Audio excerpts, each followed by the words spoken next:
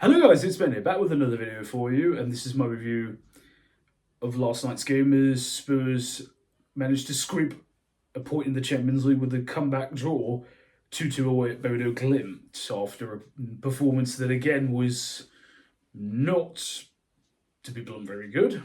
But again did show some resiliency to come back from a losing position to salvage something from a game we probably didn't deserve anything out of. So let's get right into it.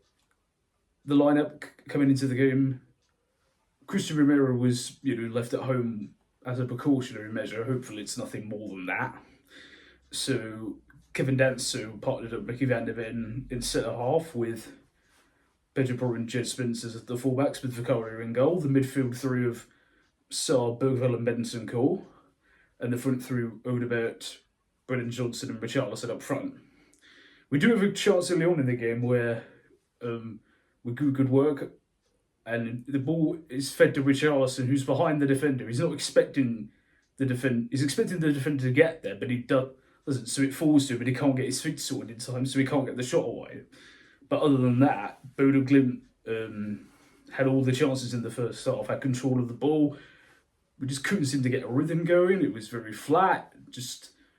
Everybody just looked very lethargic. We couldn't get any sort of football going at all. They had multiple opportunities that they could have scored. Most notably, they got a penalty towards the end of the first half after Benson Cole made a foul inside the box. Ho stepped up to take the penalty for Bodo Glimt, but fortunately for us, he completely skied it over the crossbar, which was a big let-off. They have another good chance that Vicario has to save, and then right at the very end of the first half, Haig has got a complete, he's completely free in the box, but he skies his shot rather than just controlling it. So it was a big let-off to even get in at half-time at 0-0. So you thought maybe, okay, right, poor first half, but we're in at 0-0. Maybe we come out in the second half with a little bit of impetus and, pick it up. Well, it wasn't. It was more the same in the second half as Bodo Glimt continued to dominate on the ball. And eventually they do get the breakthrough as Haig has all the time in the world to just turn and guide his shot into the bottom corner to make it 1-0. Hopeless defending from us, but we then seemingly equalise straight away as Van der Ven heads it in, but it's then pulled back for a shirt pull in the box, which seemed slightly soft, but what can you do? And Bodo Glimt capitalises as Vicario miscues a clearance from a goal kick, and Jed Spence can't control it, get under his feet. It falls back to Bodo Glimt, who find Haig, who again manages to curl it in past Vicario to make it 2-0, and you're thinking this is going to end in disaster. However, we do quickly respond again. This time the goal does count. As again, from a similar position, the ball's come into the box, and Van der Ven gets his header in. This one does count as it finds the back of the net to make it 2-1. Bodo Glimt keep trying to find openings and nearly score again. And the game seems to be fizzling out, and you're thinking it's going to end in defeat and leave questions and answers, although it's probably done that anyway, regardless. But with a minute of normal time to go, substitute Archie Graham finds a lovely, good run, fires his shot, which the keeper saves, but as it does, it bounces off the defender in front of him who's trying to fendle for Richarlison, and it falls into his own net for an own goal, and we level it up, very fortunately, to make it 2-2. Although Bodo do have a chance right at the end to snatch all 3 points, but luckily if it's skewed wide, so we get out of jail very similarly to how we did against Brighton and Wolves, with a point. So there's a lot to take away from that. As I've been saying, it's not going to, we're not going to turn a team who finished 17th to, the best team in the land overnight. It's not going to do, it doesn't just work like that, I think it's very clear what Thomas Frank is trying to do is start from the base and work our way from there, as in primarily get the defensive side of this team sorted out, and then build the attack from there. Because for the last 2 years, it's literally just been gun-ho, and our defence has been pretty much non-existent for 2 years. So I do understand the logic in that. It can be left feeling fans a bit frustrated, but I do understand what he's trying to do. And given the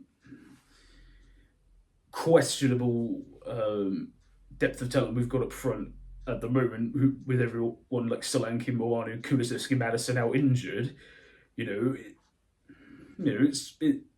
does make some plausible sense. Which leads me on to the attack. There is a lot of doubt about and this isn't This isn't me trying to call out players, and it's just me pointing out the level that they're at is probably not what we need, and respectfully, if we're going to go up to the levels we want to be at, and if Thomas Frank needs to get this team to where he wants it to, Odebert, Tell, even for as good a start as he's had, Richarlison, are they realistically going to be good enough for where we need to be? And, the difference in quality from the likes of them to the likes of Xavi and Kudus and, even Paulinho, when they all came on second half, it's very, very noticeable. So, I think once January comes around, we've got almost everybody fit and healthy by then. It might be a time to start, slowly easing some of these players out and start to look, to bring higher quality players in, because realistically we're going to have to do that. And who knows, maybe with Daniel Levy out of the way at last, maybe that starts to happen. We'll see.